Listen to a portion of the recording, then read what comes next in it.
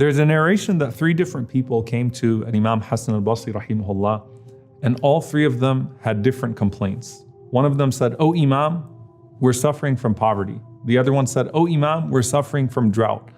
The other one said, "Oh Imam, we're trying to have children." And to all 3 of those people, and Imam Hassan al-Basri rahimahullah said, "Say astaghfirullah, say astaghfirullah, say astaghfirullah. Say I seek forgiveness from Allah subhanahu wa ta'ala." And when his students asked him, "Why is it that you said to all 3 people, say astaghfirullah?"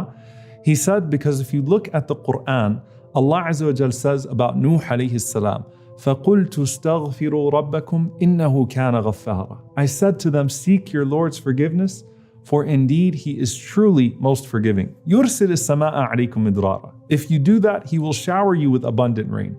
وَيُمْدِدُكُمْ بِأَمْوَالٍ وَبَنِينَ. He will supply you with wealth and with children. وَيَجْعَلْ لَكُمْ جَنَّاتٍ وَيَجْعَلْ لَكُمْ أَنْهَارًا. And He will give you gardens as well as rivers. And so istighfar, seeking Allah's forgiveness, collectively is the key to all goodness in this life. But more than anything that we ask Allah subhanahu wa ta'ala for of this world, it's also our path back to paradise. When Adam alayhi salam, our father, and Hawa, Eve, left paradise, they turned back to Allah subhanahu wa ta'ala in repentance. And Allah Azza wa Jal inspired them with the words, رَبَّنَا ظَلَمْنَا أَنفُسَنَا وَإِن لَمْ تَغْفِرْ لَنَا وَتَرْحَمْنَا لَنَكُونَنَّ مِنَ الْخَاسِرِينَ. O our Lord, we have wronged ourselves. If you don't forgive us and have mercy upon us, then we will certainly be amongst the losers. Now here's the thing, Allah gave them the words of forgiveness. And here Allah subhanahu wa ta'ala gave us the best way to seek forgiveness. And that in and of itself is a sign that Allah wants to forgive you. And I want you to think about the most forgiving person you have ever known in your life. And think about how quickly they forgive you the moment that you apologize. How quickly they relinquish a grudge, even if they had one, as soon as you say, "I'm sorry." And those people are nothing compared to Al-Ghafur, the oft-forgiving. All you have to do is say, "I'm sorry," and know that Allah subhanahu wa ta'ala is always willing to accept your apology. Now, istighfar, seeking forgiveness, is just one part of our wholesome package of turning back to Allah subhanahu wa ta'ala. It's essentially an admission of shortcoming that is verbalized. So istighfar is specific to the tongue. Nadm, which is regret, the Prophet ﷺ said, "An-nadmu tawbah," that regret is tawbah, it is repentance. Nadm is how you feel, it's the true remorse that you have on the inside. Istighfar is what you say. Astaghfirullah, I seek your forgiveness, O Allah. Tawbah is what you do. It's the full repentance of turning back to Allah subhanahu wa ta'ala. This basically forms not just the beginning of the history of mankind when Adam alayhi salam and Eve leave paradise, but it forms the basis of your relationship with Allah subhanahu wa ta'ala. So at the very beginning, Al-Fudayl ibn Iyad rahimahullah was asked, what's more important, to do istighfar or to do tasbih? For us as human beings, is it more important for us to seek Allah's forgiveness or to glorify His perfection? Now obviously both are important, but he said that think about a garment that you have and there's a stain on that garment. So if you got a white thobe and you got a coffee stain on it, what do you do with that garment? The priority is not to embellish that garment. The priority is to remove the stain.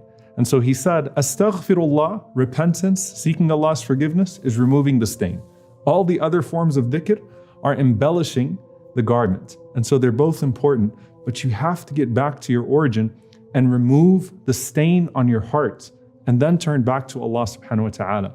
And the Prophet ﷺ was so comprehensive. In one authentic hadith, when someone would embrace Islam, the first thing the Prophet ﷺ would teach him is salah. And then the Prophet ﷺ would teach him the following du'a. Allahumma ghfirli warhamni wahdini wa'afini warzuqni. So it's such a comprehensive du'a. It's a simple sentence. Oh Allah, forgive me and have mercy on me and guide me and give me good health and provide for me. So the Prophet ﷺ said, this is a du'a that you should say to keep yourself busy with in the very beginning of your Islam with Allah subhanahu wa ta'ala. But you never get past seeking Allah's forgiveness. There's always going to be a reason for seeking Allah's forgiveness. And that's not just because you are going to keep sinning. It's because you're never going to do good enough to meet what Allah subhanahu wa ta'ala has done for you. And that's the istighfar of the Prophet ﷺ himself. The istighfar of feeling naqs, of feeling deficiency. Now think about it in the capacity of everything that we've spoken about. You know how perfect Allah is. You've praised Allah for all of His blessings upon you, and you know that no matter what you do in return, you're never going to do quite enough. And so you always feel a sense of regret. And that's why when you finish salah, you didn't do anything wrong. You did the best thing you could possibly be doing when you prayed. But you say, astaghfirullah, astaghfirullah, astaghfirullah, right away. Why? Because perhaps some of my salah was lost.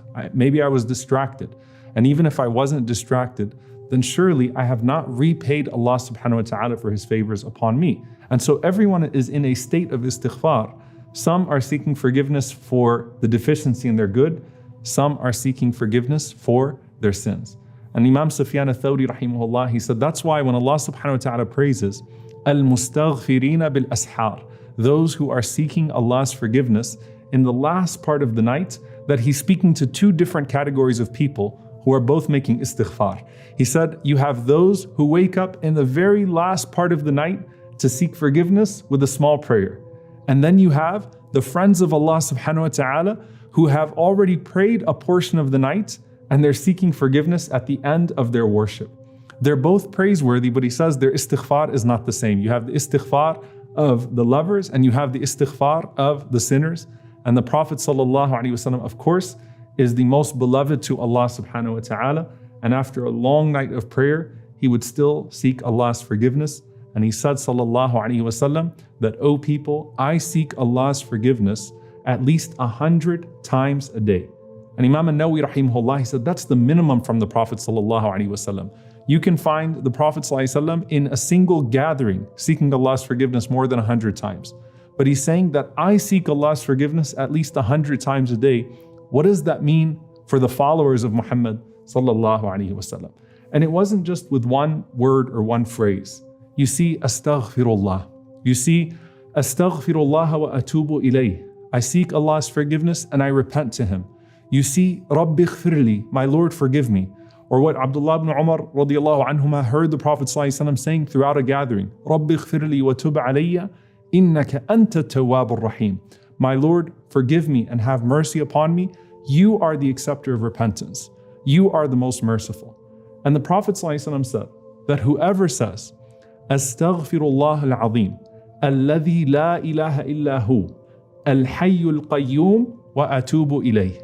I seek the forgiveness of Allah, the Most Mighty, whom there is none worthy of worship except Him, the ever-living, the ever-eternal, and I repent to Him. The Prophet ﷺ said, whoever says this form of istighfar, Allah will forgive him even if he had deserted the ranks of the Muslims' army.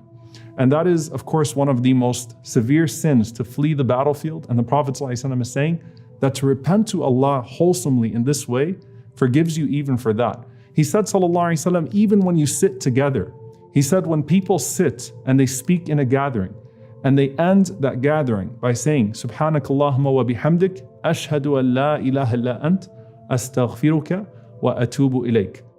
Glory is to you, O Allah, and all praise is to you. We bear witness that there is no God worthy of worship but you, and we seek your forgiveness and we repent to you. The Prophet ﷺ said, غُفِرَ لَهُ مَا كَانَ فِي مَجْلِسِهِ ذَاك, that anything that was said in that gathering will be forgiven bi'idhnillahi ta'ala. And he said the best form of istighfar, the best form of seeking forgiveness, it's called Sayyidul Istighfār, the master of seeking forgiveness. If you say it in the evening and you die, or you say it in the morning and you die, the Prophet ﷺ said, you are certainly from the people of Jannah. Allahumma anta rabbi, la ilaha illa ant, khalaqtani wa ana abduk, wa ana ala ahdika wa wa'dika mastata'tu, a'udhu bika min sharri ma sana'tu, abu'u laka bi ni'matika alayya, wa abu'u laka bi dhanbi, faghfir li, fa innahu la yaghfiru dhunuba illa ant. O Allah, you are my Lord. There is no God but you. You created me and I am your slave. And I am abiding by your promise and your covenant to the greatest extent possible. I admit to you your blessings upon me, and I admit to you my shortcomings. So forgive me, because no one forgives sins except for you. So you have an admission of all the good that Allah has given to you, and an admission of the times that you fallen short in your response. And the Prophet ﷺ said, if you say that and you die, you will be from the people of Jannah. May Allah subhanahu wa ta'ala make us amongst them. Allahumma Aamin. So again, when it comes to istighfar, do it after you commit a sin. Do it even when you think about something that's sinful. Do it after you do a good deed out of feeling a sense of deficiency. Do it when someone praises you, as we learn as well that when someone says something about you, seek Allah's forgiveness, because you know that there are certain things about you that are not necessarily what others may think of you. And when you feel stress, Prophet ﷺ is narrated to have said, "Man lazima al-istighfar, ja'ala Allahu lahu min kulli dhiqin makhraja, wa min kulli hammin faraja, wa razaqahu min haythu la yahtasib." That whoever is consistent with seeking Allah's forgiveness, Allah will appoint for him a way out of every distress and a relief from every anxiety, and Allah will provide for him from where he would have never thought he would be provided from. And you find from the Prophet ﷺ something so beautiful. He says, "Innahu la yughanu ala qalbi." So sometimes my heart feels foggy. I feel like there's a fog over my heart. And so I seek Allah's forgiveness in a day 100 times. Istighfar is what removes the fog. It's what provides clarity. It's what removes all of the stress and the anxiety. And it's what connects us to the most perfect, even when we know how imperfect we are.